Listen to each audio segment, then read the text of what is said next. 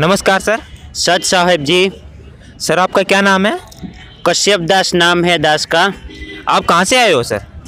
जी हम गुजरात पोरबंदर से आए हैं। सर इतनी सर्दी में आप गुजरात से हिसार इतनी दूर क्या लेने आए हो? जी इतनी सर्दी में हम अपने गुरु जी के दर्शनों के लिए आए हैं। जी संत रामपाल जी महाराज जी हमारे जो गुरु है वो हमारे लिए भगवान है। उसके दर्शनों के लिए हम इतनी दूर से, चाहे सर्दी हो गर्मी हो, यहाँ पे हम आते हैं। सर सतगुरु रामपाल जी महाराज की शरण में आप कब जुड़े? जी हम सतगुरु रामपाल जी महाराज की शरण में 2 साल से जुड़े हैं। सर 2 साल से के पहले आप क्या करते थे? जी हम 2 साल पहले महादेव की भक्ति करते थे, दुर्गा सप्तशती की साधना करते थे। सर आप बता रहे हो कि आप महाकाल और दुर्गा जी की भक्ति करते थे, तो उनसे आपको क्या लाभ हुआ? जी उनकी भक्ति करते करते हमको जो लाभ हुए वो क्षणिक लाभ थे। आज जो लाभ हुआ वो कल नष्ट हो जाता था। वो क्षणिक लाभ बोलते हैं ना, वो लाभ हुआ। जो हमको मन में शांति चाहिए थी, जो लाभ मिलना चाहिए था, आध्यात्मिक लाभ जो मिलना चाहिए वो हमें नहीं मिला। तो फिर आप बता रहे हो कि आप महाकाल और दुर्गा जी की भक्ति करते करते आपको जो आध्यात्मिक जो लाभ था वो नहीं, कहीं ना कहीं आपके अंदर जो खालीपन था तो वो नहीं भरा। तो आप सतगुरु रामपाल जी महाराज की शरण में कैसे आए? जी सत रामपाल जी महाराज की शरण में हम ऐसे जुड़े कि एक बार मेरे पापा टीवी देख रहे थे, तब अचानक उसने साधना चैनल लगाई तो संत रामपाल जी महाराज का सत्संग चल रहा था। तो दास को बुलाया और बैठाया कि ये देखो ये कैसा आध्यात्मिक ज्ञान है। तब दास को इंटरेस्ट नहीं लगा, फिर ज़बरदस्ती से बैठा के एक बार दिखाया, फिर दास को थोड़ा सा इंटरेस्ट जगा। ये तत्वज्ञान दिखा रहे थे गुरुजी। एक दिन देखा, 2 दिन देखा, फिर एक हफ्ते तक देखा, फिर मालिक की दया हो गई दास पर और दास जुड़ गया। आप बता रहे हो कि आपने सत्संग सुना पहले 2-3 हफ्ते तक, उसके बाद में आप सतगुरु रामपाल जी महाराज से नाम दीक्षा ली। तो आपने सतगुरु रामपाल जी महाराज ने सत्संग में ऐसा क्या बताया कि आप महाकाल और दुर्गा जी की भक्ति छोड़ के और सतगुरु रामपाल जी महाराज की शरण में आए? जी गुरुजी ने एक ऐसी बात बताई थी, वो गुरुजी ने एक वाणी बोली थी, वो सुनकर दास तो दंग ही रह गया। दास को नींद तक आनी बंद हो गई थी। गुरुजी ने वाणी बताई थी, 3 देव की जो करते भक्ति उसकी कदे ना होवे मुक्ति। 3 देव की भक्ति में ये भूल पड़ो संसार। ये बात सुनकर दास के सारे दरवाजे खुल गए कि ये क्या हो रहा है। सर आप काफ़ी पढ़े लिखे युवा लगते हो और मैं देख रहा हूँ कि आजकल के जो युवा है वो भक्ति की इतनी गहराई में जाना तो दूर, भक्ति के नाम से भी दूर भागते हैं। तो ऐसे में आप सतगुरु रामपाल जी महाराज के बताए हुए रास्ते पे जाके और इतनी ज्ञान की बातें कर रहे हो, तो इनसे आपको क्या लाभ हुआ?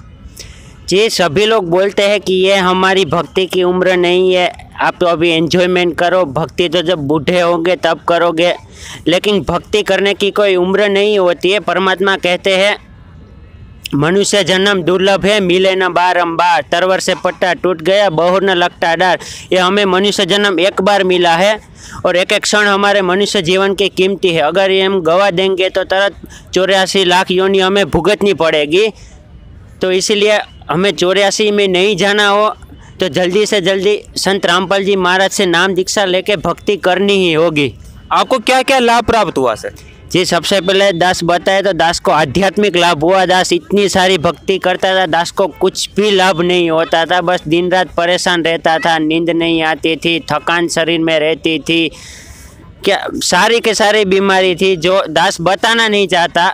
इतनी सारी बीमारी थी दास के शरीर में, लेकिन वो संत रामपाल जी महाराज की शरण में आके नाम दीक्षा लेके 1 महीना भी नहीं हुआ और सारी बीमारी ठीक हो गई। आपने बताया कि आपके अंदर शारीरिक बीमारी थी, काफ़ी बीमारियों से परेशान रहते थे और सतगुरु रामपाल जी महाराज की शरण में आते ही सारी बीमारियां ख़त्म हो गई। तो क्या उन्होंने आपको कुछ दवाई दी?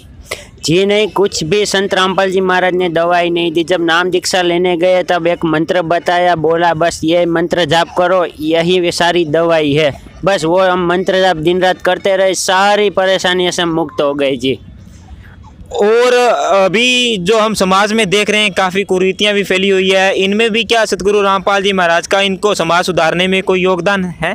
जी संत रामपाल जी महाराज का समाज सुधार में तो बहुत योगदान है। संत रामपाल जी महाराज का मुख्य उद्देश्य भी यही है कि पहले विश्व को सत भक्ति देना, और दूसरा उद्देश्य है नशा मुक्त भारत बनाना, और तीसरा है दहेज मुक्त शादियाँ करवाना। अभी आप समाज में देखते हो लाखों रुपए खर्च करके शादियाँ होती है, लेकिन आप जब नाम दीक्षा लोगे, अब भगत हो जाओगे, तब 17 मिनट में शादी हो जाएगी। ना बैंड बाजा, ना दहेज, कुछ भी ज़रूरत नहीं है, बस 17 मिनट में गुरु मंत्र से शादी हो जाएगी जी।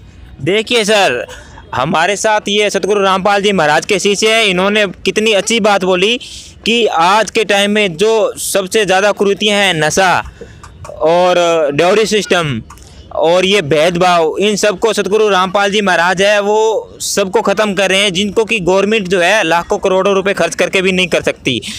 तो इसका मतलब ये है कि सतगुरु रामपाल जी महाराज का समाज सुधारने में काफ़ी योगदान रहा है और आगे भी रहेगा।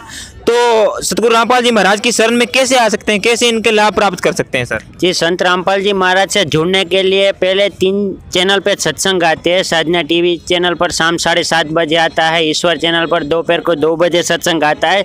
तो उसमें सत्संग के नीचे पीली पट्टी चलती है, तो उसमें आश्रम का नंबर लिखा हुआ था, उसमें आप फ़ोन करके पूछ सकते हैं कि नज़दीकी नाम सेंटर कहाँ पे है। तो आप नज़दीकी अपने डिस्ट्रिक्ट के नामदान सेंटर पर जाके आप नाम दीक्षा ले सकते हैं और गुरु से जुड़ सकते हैं जी।